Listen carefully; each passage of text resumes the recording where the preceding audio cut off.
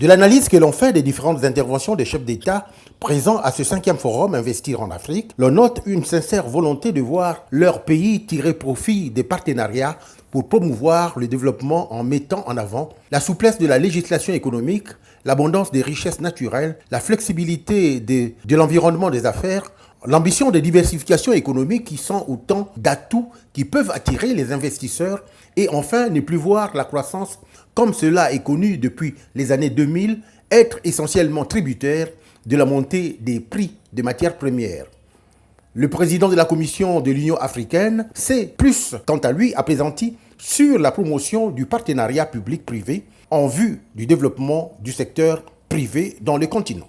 Il ne s'agit plus de cette Afrique qu'un célèbre magazine d'actualité britannique qualifiait de continent sans espoir à la une de sa couverture en mai 2000. Il s'agit plutôt de cette Afrique que le même magazine, une décennie plus tard, qualifiait d'Afrique émergente. Nous parlerons précisément de cette Afrique en devenir, cette Afrique ambitieuse dont ce même magazine vantait en 2013 la fierté et les ambitions.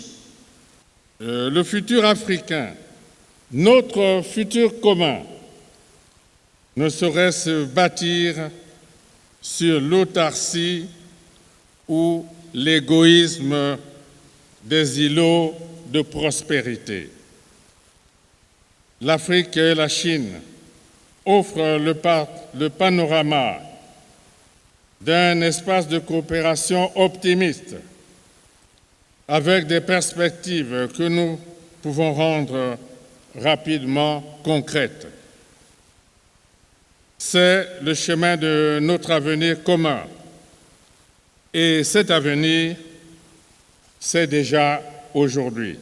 L'occasion faisant le larron, je profite de cette tribune pour solliciter votre soutien à la candidature de la République démocratique du Congo pour la tenue prochaine de ce forum Investir en Afrique dans mon pays.